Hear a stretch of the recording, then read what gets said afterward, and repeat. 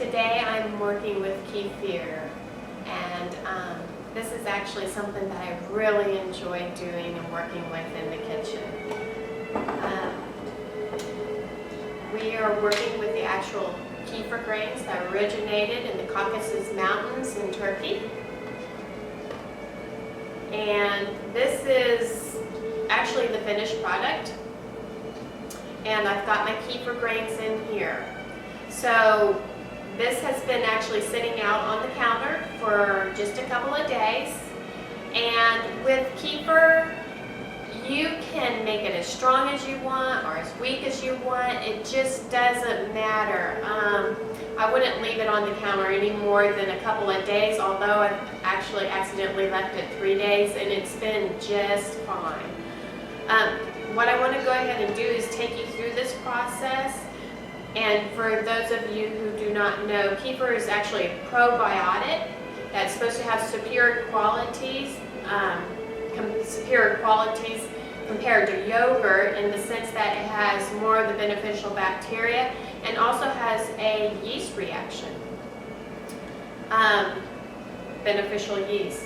I don't know if you can really see it from there, but you can tell your kefir's really done if you can see the separation from the whey and the curds. There's little pockets of whey here, so you can kind of tell that it's done, and it's actually pretty strong.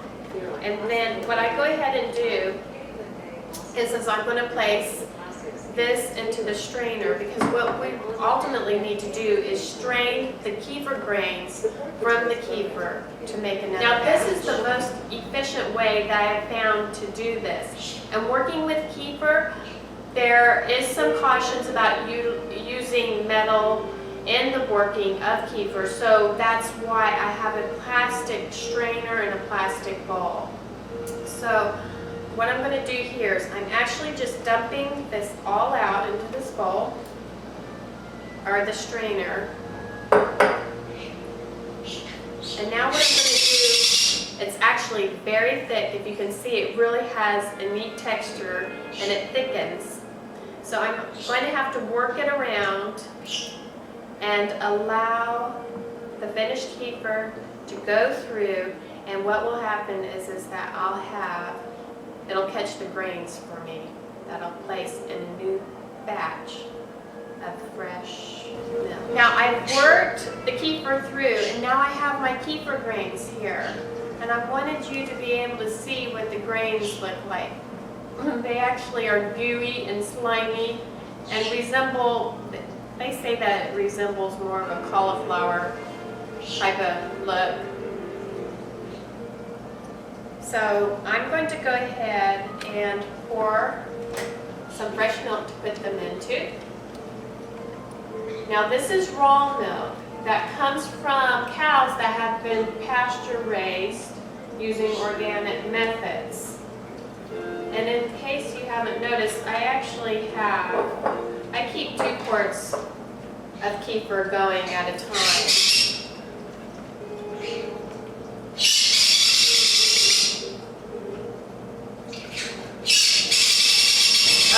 Now I have my fresh raw milk poured, and I've got my kefir grains. I'm going to just place them into the jar, but I want to let you know, I think what's so fun about working about this, these things are alive, and they multiply, and it's wonderful because you are able to share them with others.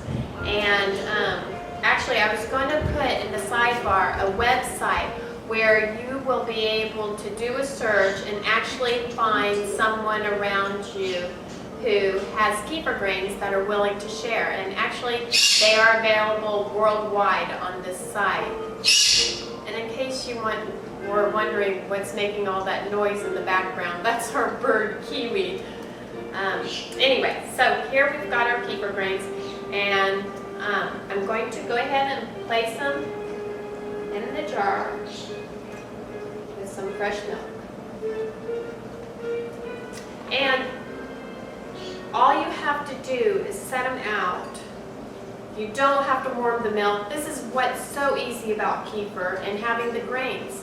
you just put the kefir grains into fresh milk every couple of days. And that's all.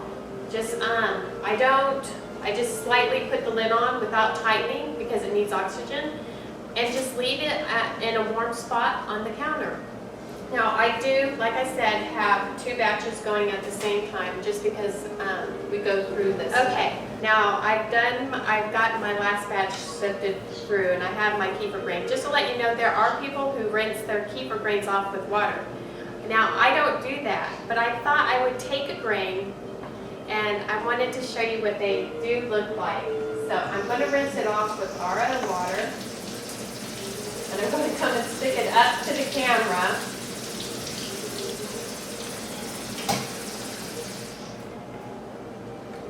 So you can see what they look like. I don't know. I hope you can see this. That is a kefir grain right there. Can you see? Whoa!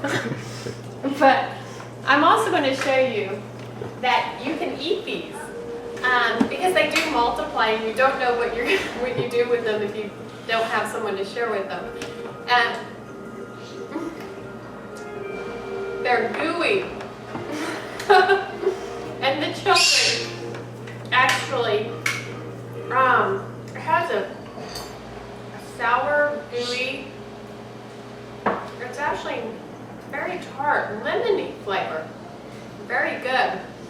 But anyway, the children think this is somewhat of a treasure when they find it. If one slipped through, and they're in the, find them in their kefir. So anyway, I thought you would enjoy seeing that and seeing me eat one. But now I'm going to take my last batch here and put it into my jar. Now, I'm supposed to share these with someone this week, so it looks like as though I have plenty to share. And you know, there's nothing set on paper about how many kefir grains to a jar or anything like that. So it's just your own personal preference on texture and how sour. It's really kind of neat because it actually has a real neat effervescence about it. Some of my children actually even enjoy this straight up. And so Chloe and Creed are going to show you that they enjoy their kefir. Usually what we typically do for the children, they put some kefir into their smoothie in the morning.